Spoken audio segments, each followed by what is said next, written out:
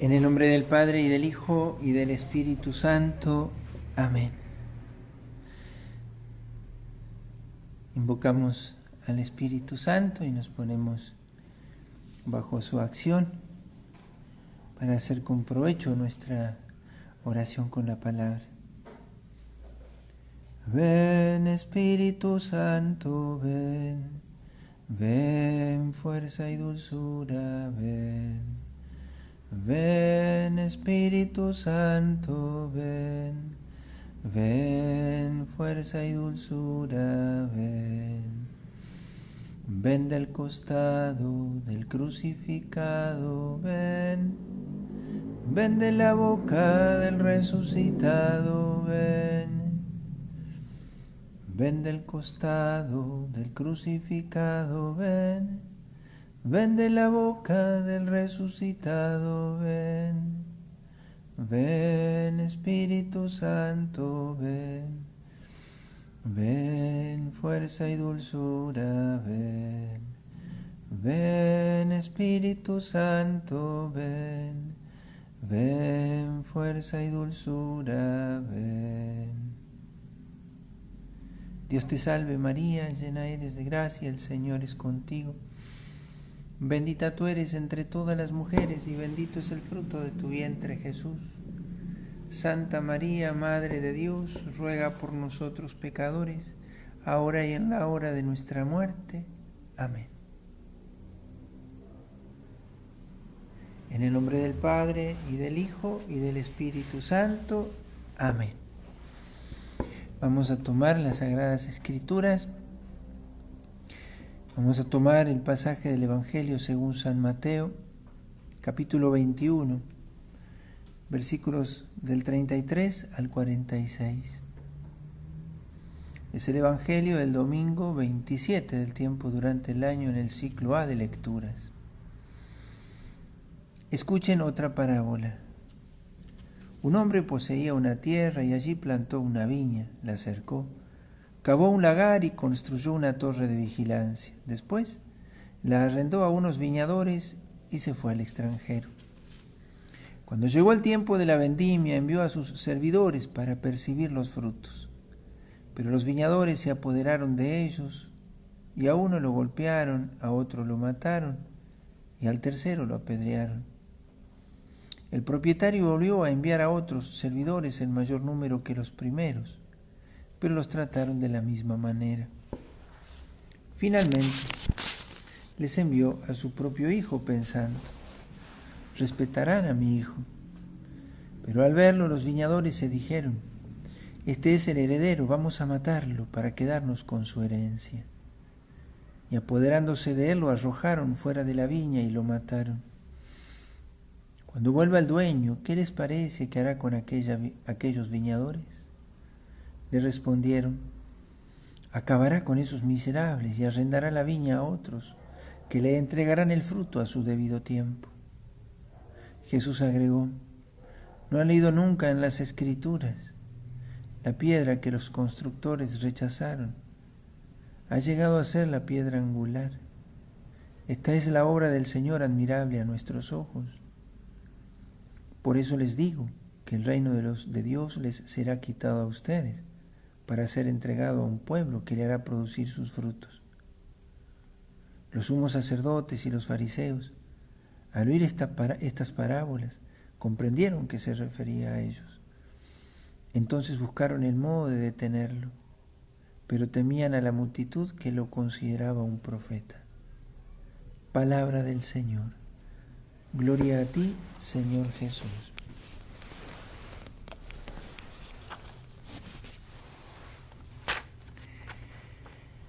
Nos encontramos con una parábola, dentro de esas parábolas, de las muchas que tiene el Evangelio según San Mateo, pero es una parábola que es continuación de la parábola que escuchábamos el domingo anterior, el domingo 26, es dada en un mismo contexto. Jesús lo sigue dando con el mismo auditorio. De hecho, que al final de esta parábola, así es como relata Mateo, que ellos se dieron cuenta que estas parábolas, estas dos, estaban dirigidas directamente a las autoridades judías.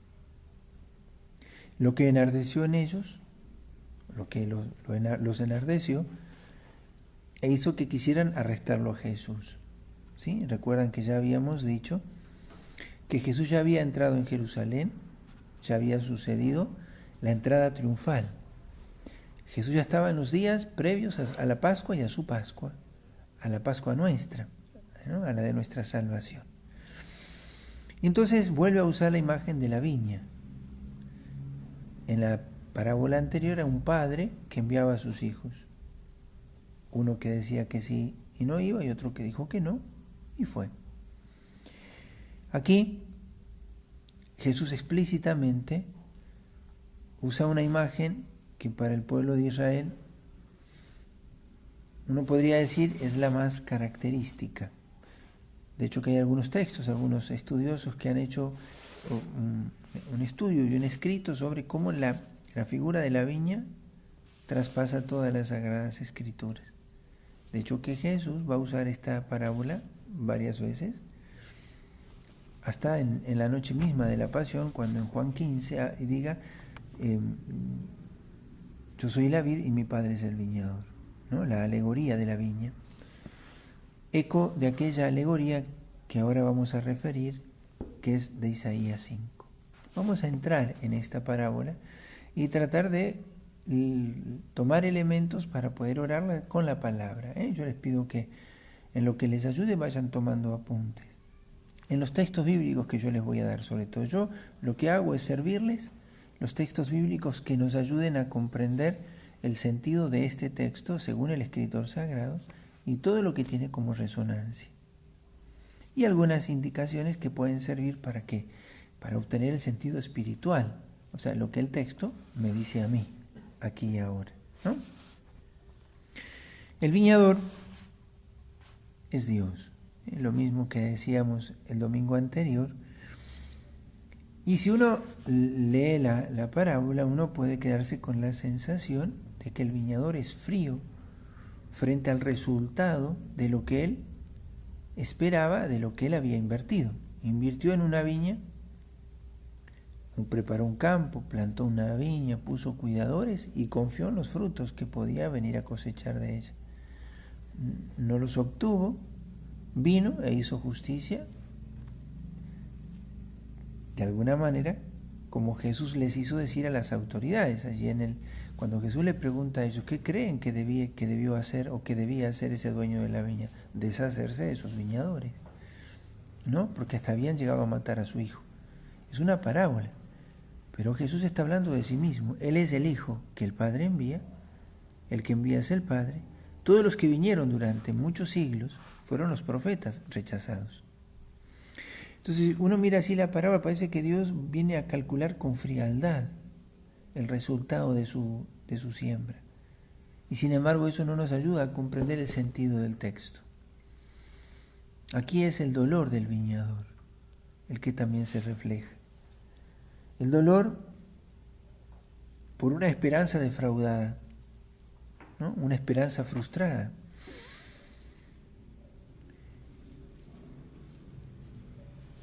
Y vamos a tratar de entrar ahora sí ya en la parábola, pero Jesús no dice esto de alguna manera como desquitándose de aquellos que se resistían a recibirlo a Él. Él es el Hijo a quien matarían. Estaban a las puertas de eso. Jesús sabía la suerte que le tocaba en aquel pueblo que se resistía a creer en Él. Primero la viña. La viña es de alguna manera de los trabajos en el pueblo de Israel que hacían que más se enraizara o se arraigara a su tierra el que la cultivaba. Había como una relación profunda entre el dueño del campo y la viña plantada allí. Lo vinculaba con esa tierra. La viña era el vínculo entre la tierra y el viñador. La tierra era especialmente elegida y cuidada. Era el primer libro de los Reyes, 21:3, aparece allí una escena, la viña de Nabot, que él no está dispuesto a entregarla. ¿Por qué? Porque no, él dice así, yo no he de entregarte lo que es herencia. Uno dice, pues sí es un campo. Sí, pero el campo, donde la viña está plantada, dice mucho del viñador. Pero no solo de él, sino de la herencia de su familia, ¿no? Como para que dimensionemos la figura que usa Jesús aquí, como la que usa en Isaías 5, del 1 al 7, la alegoría de la viña. Es el cántico de la viña. El cántico del amigo que le canta a ese amigo que tiene una viña a la que ama mucho, ¿no? Isaías 5, 1, 7 es la alegoría de la viña, como Juan 15, del 1 al 11, es la alegoría de la vid, ¿sí? No es estrictamente una parábola, sino que se usa el recurso de la imagen para hablar de una realidad. La viña amada es el pueblo de Dios. Entonces, cuando hablamos de viña, para Dios, su pueblo, dice mucho de sí mismo. Porque la alianza que Dios establece con su pueblo es una alianza en la que Él mismo se compromete. Dios no mira al hombre para sentenciarle el castigo o el premio. No. Dios mira al hombre para haber realizado en él su obra. Ese es el sentido que esto de la viña, como enraizarse en esa tierra cultivada y querida, seleccionada. Además de que selecciona la cepa de esa viña, que es como dicen en Isaías 5, del 1 al 7. Lo van a encontrar también en el Salmo 79, del 9 al 20. En ambas aparece la realidad esta del amor que le tiene el viñador, que trajo esta cepa, la plantó. Sabemos cuando decimos que trajo, que lo trae de Egipto, ¿no? Lo hace libre y lo planta. Y al final, en la alegoría de Isaías 5, destruye todo lo que custodiaba eso. El Salmo 79, sin embargo, termina en los versículos 19 y 20, hablando o sea, el salmista lo hace con esperanza, ¿no? Dios no se deshace de su viña, no se deshace de aquella cepa que plantó, pero sí la restaurará. En Ezequiel 17, acá le voy a dar 3 textos de Ezequiel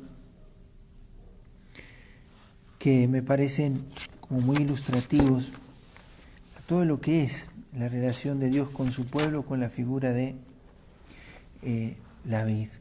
En Ezequiel 17, del 1 al 10, aparece una poesía. Es un extraño, aparece la figura de 2 águilas y una vid. Y aparece en ese texto, en boca del profeta Ezequiel, la duda de Dios, ¿no? Que dice, así termina, ¿no es cierto?, la alegoría. Vedla plantada, prosperará tal vez. Al soplar el viento del este no se secará del todo. Prosperará. No arrancarán sus raíces el águila, no cortará sus frutos, dejando que se sequen todos los brotes tiernos que echó. Ezequiel expresa en esta poesía como esta aparente duda divina. ¿Qué sucederá con aquel pueblo a quien Dios amó tanto? ¿Se secará? ¿Dará fruto? Aparece esa misteriosa duda divina sobre aquella viña por la que Dios tanto apostó, a la que ama tanto. Pero en Ezequiel 15, del 1 al 8,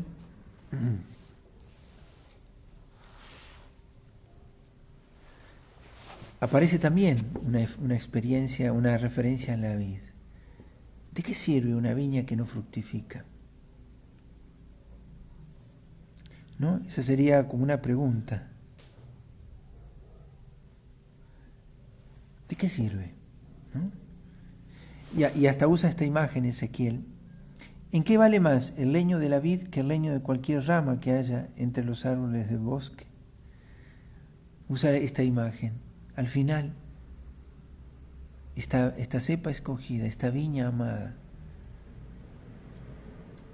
si no da fruto, ¿en qué se distingue de aquellos que no han sido amados por Dios? usamos nosotros el fuego eterno. Se consumirán de la misma manera quienes fueron predilectos y quienes lo rechazaron a Dios de otra manera. Pero todo esto que vamos diciendo nos lo aplicaremos a nosotros cuando hagamos la lección, ¿eh? Y Ezequiel, les dije 15 del 1 al 8, creo, ¿no? Y 19, 10 al 14. Lo mismo. Hace recuerdo Ezequiel de esa vid fecunda que fue aquella que estuvo enamorada de Dios en el desierto, aquel pueblo que amó a Dios y que prometió fidelidad y sin embargo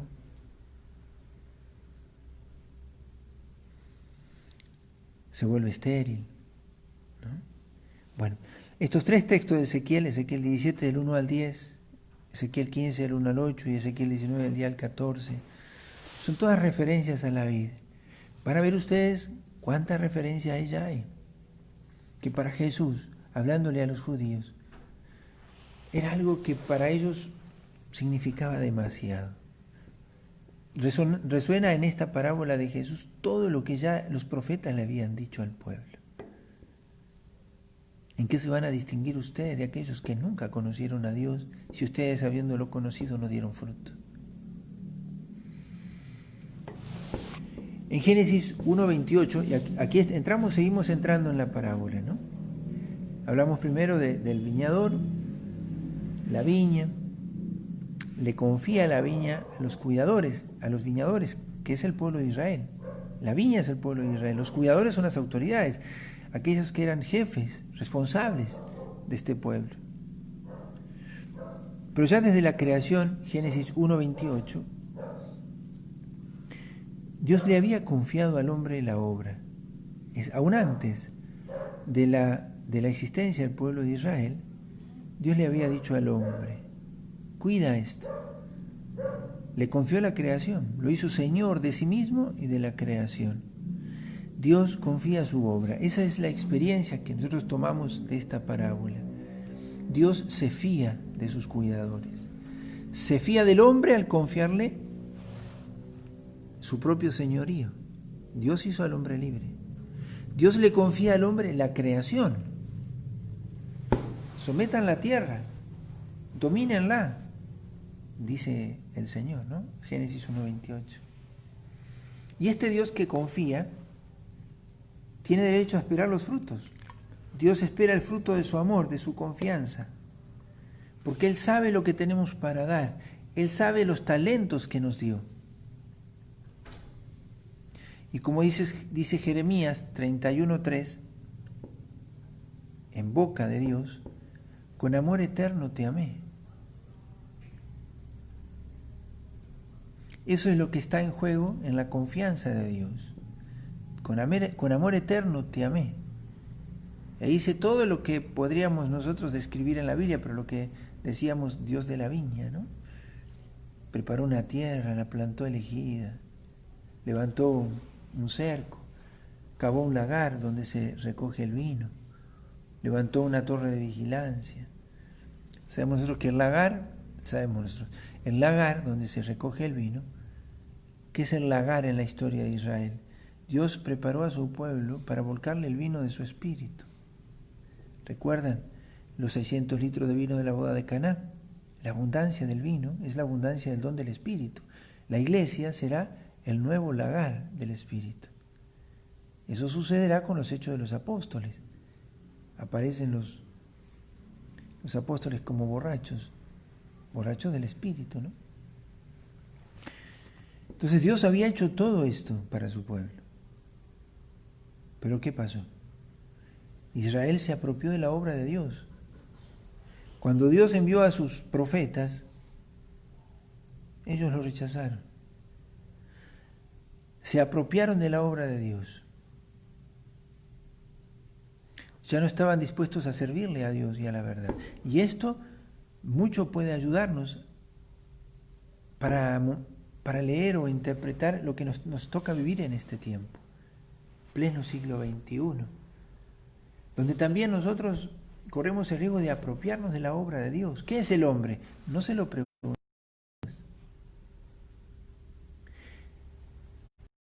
sentir la responsabilidad de deber darle cuenta. Si no, ¿cuál creen ustedes que cual se quiere demostrar que el hombre no proviene de la creación de Dios? No proviene del amor eterno de Dios. ¿Por qué eso supone que yo sea deudor del amor? Deudor de la verdad que me pensó. Yo tengo a alguien que me ha pensado y sabe quién soy y qué debo ser. Renegar del origen en Dios es renegar del deber de rendir cuenta a alguien, de rendirle cuenta al amor. ¿Por qué se niega a un niño el derecho de ser concebido en el amor de papá y mamá? Porque nos hemos apropiado de la obra de Dios, decimos que ya no es necesario, lo podemos concebir en una probeta, al margen de un matrimonio puede ser, o de modo casual, ni siquiera deseándolo. ¿Por qué? Porque el origen ya no se entiende en el amor de papá y mamá. ¿Por qué el amor de los esposos es fiel y fecundo? Porque es signo del origen de la vida, que procede del amor fiel. ¿Por qué un hijo debe ser engendrado en la intimidad del matrimonio? Porque tiene derecho a la estabilidad de un vínculo fundado en el amor de Dios, que santifica el amor de los esposos. Y así podríamos describirlo. Entonces se apropiaron de la obra de Dios. Aquí no van a entrar, ustedes buscan los frutos. Y así ellos los fueron rechazando. Dios esperaba los frutos. En Isaías 5, del 1 al 7 va a decir, dieron frutos amargos. La historia del pueblo de Israel es una historia en la cual los profetas fueron rechazados, aquellos a quienes Dios enviaba. Si ustedes quieren buscar en Hebreos 11, del 32 al 40, ahí pueden leerlo. Lo que tuvieron que padecer los profetas al hablar el nombre de Dios a su pueblo. Dios enviaba a sus profetas. ¿Por qué? Porque él esperaba de este pueblo justicia, un corazón convertido, y ellos se negaban. Pero lo va a decir Jesús. Mateo 23, del 37 al 40, que matas a los profetas y apedreas a los que te son enviados. ¿Cuántas veces te quise reunir? Como una gallina reúne a sus pollitos. Y así es como son rechazados los tres embajadores primeros que llegan. El cuarto es el Hijo. Enviaré a mi Hijo. A Él lo respetarán. En Romanos 10:4, Pablo recuerda que la ley del Antiguo Testamento tenía su plenitud en Cristo. Romanos 10:4. Y los judíos no aceptaron eso. Hay quienes sí se convirtieron, pero el pueblo de Israel como tal, no, se cerró a la plenitud. Sus autoridades, muchos después se fueron convirtiendo, muchos sacerdotes se convertían después, sacerdotes judíos. Pero en el tiempo de Jesús y aún hasta hoy, ellos no creyeron en que con Cristo llegó la plenitud. El fin era Cristo. Ellos lo rechazaron.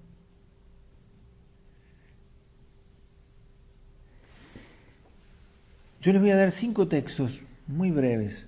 Hoy son muchos, ¿no es cierto? Pero bueno, paciencia. Si les sirve, si no lo dejan, ¿no es cierto? Estos 5 textos yo los extraigo de un padre de la iglesia, donde él considera que en estos textos están este padre San Ireneo, ¿no? 5 textos que sintetizan los oráculos de lo que el Señor espera de su pueblo. 5. Jeremías 7:3. Zacarías 7:9. Repito, Jeremías 7:3. Zacarías 7:9. Zacarías 8:17. Isaías 1:16 al 18. Y Salmo 33, 14 al 15.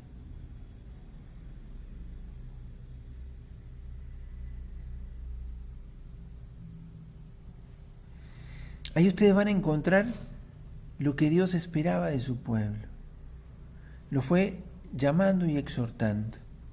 Dios esperaba de su viña frutos de justicia, inspirados en estos oráculos que el Señor le fue revelando a su pueblo. Y no solo le negaron a Dios esto, robaron la herencia, la viña. Ustedes saben que ahí, cuando Jesús pone que mataron al heredero, matémoslo porque así nos quedamos con la herencia, porque cuando moría el dueño y no había heredero, el primero que la ocupaba tomaba posesión de ella, ¿no? En la parábola tiene una mayor significación. ¿Qué dicen ellos cuando ven al hijo llegar? Matémoslo y quedémonos con la herencia. La misma expresión que van a encontrar ustedes en Génesis 37:20. ¿Qué aparece allí? Cuando los hermanos de José deciden matémoslo, después lo venden y llega a Egipto, ¿no es cierto? Pero la misma expresión, matémoslo, es el hijo predilecto. Pero este hijo, va a decir Juan 3:16, es en quien Dios nos ha amado. Tanto amó Dios al mundo que le entregó a su hijo.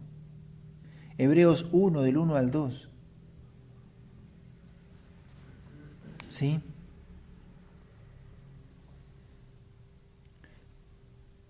El hombre, cuando rechaza a Dios, considera que se hace libre. Eso es lo que está detrás. ¿Recuerdan lo de Adán y Eva? ¿Sí? Serán como dioses. Una libertad sin Dios. Una libertad en la que el hombre determina lo que está bien y lo que está mal. Ese es el significado de tomar el árbol, el fruto del árbol del bien y del mal. Matar al hijo,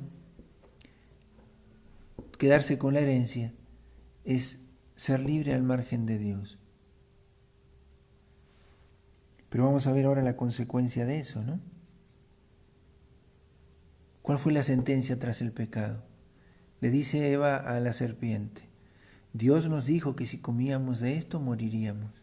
Y la serpiente le dice, no le hagan caso a Dios. Comieron y murieron. Y aquí en esta parábola, con esta expresión, matemos al hijo, quedémonos con la herencia, la pregunta que sale es, ¿y quién libra al hombre de aquella sentencia de muerte que pesa sobre él desde el pecado original?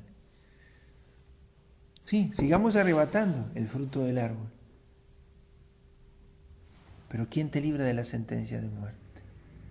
El hombre engañado quiere un Dios a su servicio y no servirle a Dios.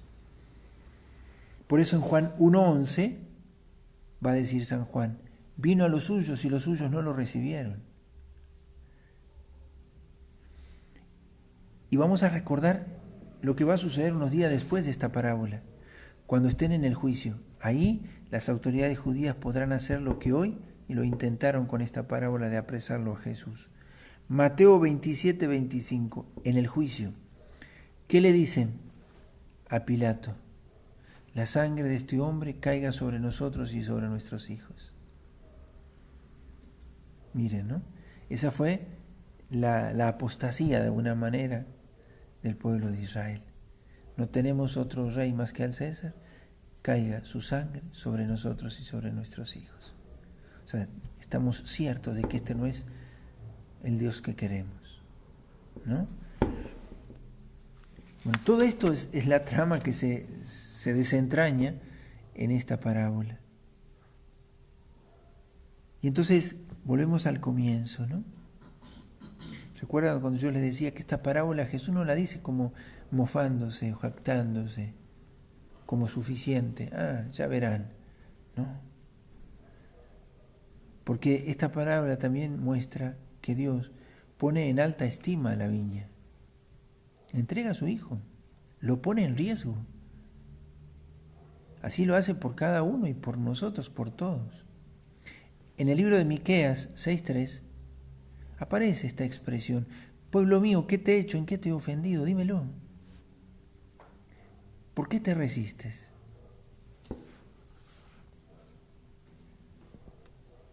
¿Por qué? ¿Por qué nosotros, después de 2000 años, tomamos muchas veces las mismas actitudes de aquellos que en su momento debieron darle frutos? Les fue arrebatada la viña, el reino, y nos fue dado a nosotros que provenimos del paganismo, o sea, conversos de pueblos no judíos, quiero decir, ¿no? Pero no solo los judíos, también nosotros podemos ser aquellos que nos apropiamos de la obra de Dios y ya no queremos servir a la verdad. Nosotros, los católicos, podemos también caer en ello. Cuando, por ejemplo, ya no queremos defender la dignidad del hombre al precio al que Dios le ha tasado, el hombre desde su concepción. Y estamos a veces demasiado pasivos frente a al terrible drama del aborto. El drama de niños que mueren de hambre, de niños que mueren sin conocer a Dios, de jóvenes que en masa son atrapados por las adicciones y la dignidad humana. A veces nosotros también podemos negarle a Dios el fruto de mi esfuerzo, de mi trabajo, de mi generosidad, de mi entrega. Podemos nosotros renunciar a eso. Hemos dejado que las familias de a poquito se fueran deteriorando o que ya aceptemos en nuestras sociedades cristianas que existen modelos de familia que nada tienen que ver con el plan de Dios. Lo sacamos a Dios y el hombre se siente libre. Pero el hombre no se libra de la sentencia de muerte que pesa sobre él. ¿Quién le libra de la muerte? Por eso ahí viene como el corazón del texto. Después de la parábola, Jesús le dice, citando el Salmo 117, allí el versículo 22 y 23. La piedra que los constructores rechazaron llegó a ser la piedra angular. Habla de Él. Él es la piedra angular que le da sentido a la historia del pueblo de Israel, pero también a la historia de la humanidad. Vivimos nosotros en un siglo en el que a Cristo se lo saca como piedra angular. Cuando a veces los católicos le quitamos al Evangelio sus exigencias, lo acomodamos a nuestros gustos. Queremos que el Evangelio piense como nosotros y no nosotros como el Evangelio. Salmo 117, versículos 22 y 23. Hechos 4, del 8 al 12. Anoten estos textos que es sobre esta realidad. Cristo es la piedra angular. No hay otro nombre por el que podamos salvarnos. Él es piedra de escándalo. Es con Él o contra Él. Hechos 4, del 8 al 12. De Isaías tenemos dos textos. Isaías 8, 14 y 28, 16. Ya estaba anunciado de que esta piedra de escándalo se daría. 1 Corintios 1, 23. Escándalo para los judíos. 1 de Pedro 2, 4, 8. Efesios 2, 20. Daniel 2, 35. Y así podríamos enumerar. Les pongo de distintos lugares. Son todos versículos muy breves.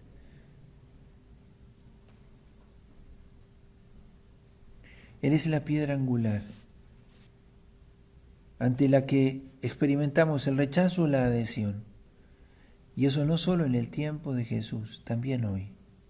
Cuando oremos esta parábola, hemos de poder nosotros también dejarnos iluminar en el tiempo que nos toca vivir. Dios nos ha confiado el reino a nosotros, católicos de hoy.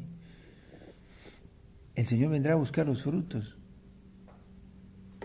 Y aquí les recuerdo algo que es histórico. Las primeras comunidades que fundó Pablo hoy no existen. Ahí no hay casi católicos. Miren ustedes, ¿no? Norte de África, en algunos lugares de ellos. Grecia. Medio Oriente. Vamos a presumir nosotros de que a nosotros no se nos arrebate el reino también. Europa, América. Continentes católicos, cristianos, católicos. ¿Qué frutos espera Dios? Nuestras sociedades católicas, cristianas, ¿de qué resplandecen? Sociedades injustas muchas veces, desiguales, pero no con la igualdad de las ideologías, sino desiguales en la valoración de la dignidad humana. Esas ideologías son profundamente desiguales. La ideología de género, la ideología de izquierda. Desprecian al hombre porque no lo fundamentan en el valor y el principio objetivo que es Dios. Lo quitan a Dios del medio. ¿Y el hombre cuánto vale? ¿Cuánto dicen ellos? Vale según la utilidad que ellos le dan según los fines de su ideología. Entonces, esta parábola la leemos, sí, como fue escrita, dicha para los judíos, pero hoy es dicha para nosotros. Y les dejo un solo versículo más con el que termino. 1 Corintios 11:26.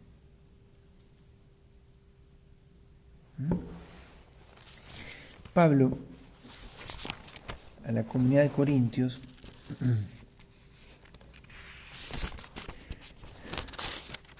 la funda y la instruye, ¿no es cierto?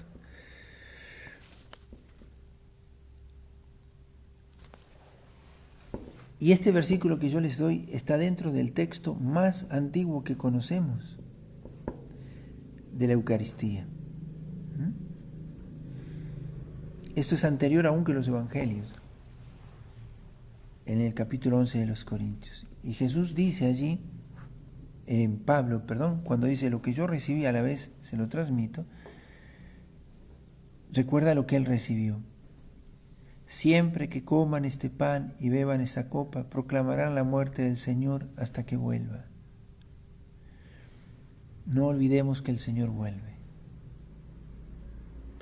El desierto de oración, ese al que yo les invito que ustedes al menos una vez al mes lo hagan, tomando desde el sábado por la noche, digamos, la vigilia de domingo, hasta el domingo a la mañana, una vez al mes.